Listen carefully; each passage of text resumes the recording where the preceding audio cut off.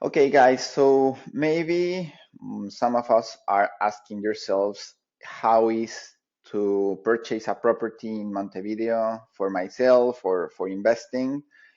What do I need? What do I have to be prepared or to expect? So this video is for answering some of the most frequent questions that I received about this point. So first of all, for you to know, you don't need to have a residence to purchase real estate in Uruguay. Just being a foreign and even not living in Uruguay, you can purchase real estate in Uruguay. First of that. Second, after you visited properties either physically or virtually, and you negotiate through the real estate agent the conditions of the sale, then we have to go forward and contact Uruguayan Notary Public. We may recommend you Uruguayan Notary Publics that we have worked with that are expert of dealing with foreigners and they speak English very well. And they will prepare a preliminary agreement.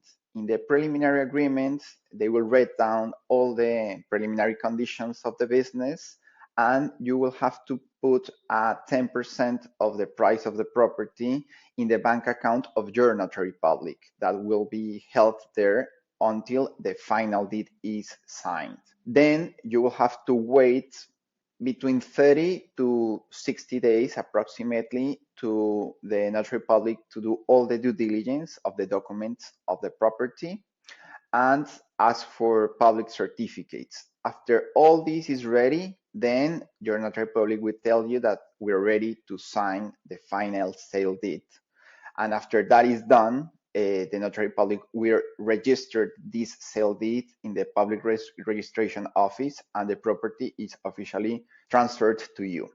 Now, one of the questions that I received a lot is that if this process might be completed without being physically in Uruguay, and the answer is yes, you can completely purchase a property without being here. How?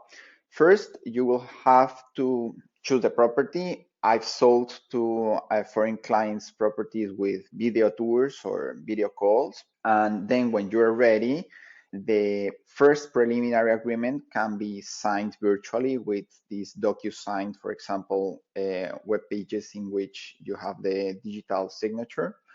And for the final deed, you will have to grant your Uruguayan Notary Public a power of attorney.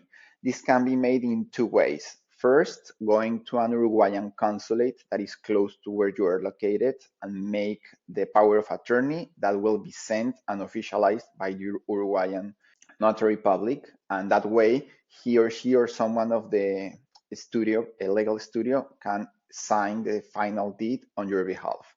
The second way is making a power of attorney with a lawyer in your country and make it apostille, translated, and sent to the Uruguayan Notary Public, and then the process will be the same.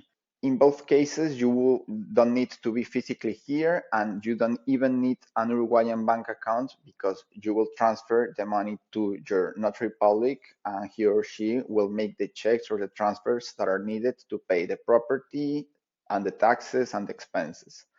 So if you have any other further information of which is the process of sale, I may answer you. So the associated costs when you are purchasing a property are first, the real estate agency commission, which is 3% of the sale price of the property plus tax.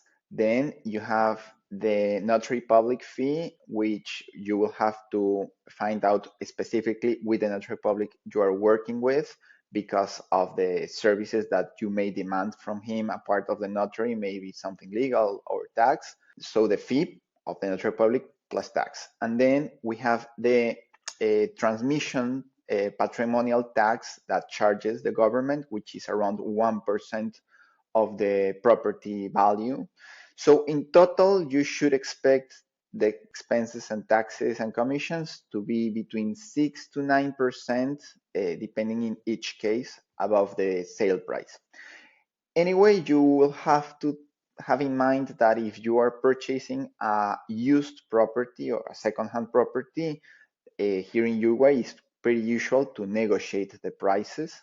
If you are purchasing a brand new apartment, it might be more difficult to negotiate prices, but in some occasions with the negotiation that you do of the price, you may like match somehow with those additional expenses. Then when you have or where you are deciding to purchase in a new building, apart from the price of the apartment and the garage, you will have something called the connection fees or the occupation fees.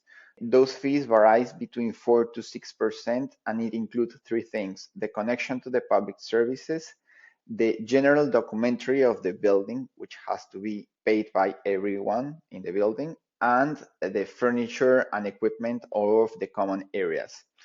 Then in the future, when you resell that unit or that apartment, you will have like to incorporate that percentage to the price that you are pretending, because as I just mentioned it just have to be paid once by the first buyer. So these are the general ideas for you to understand of how the purchase process occurs in Uruguay and what you can expect. Okay guys, so thank you for taking your time of watching this video. I hope that these explanations of how the purchase process of properties and real estate in Uruguay works.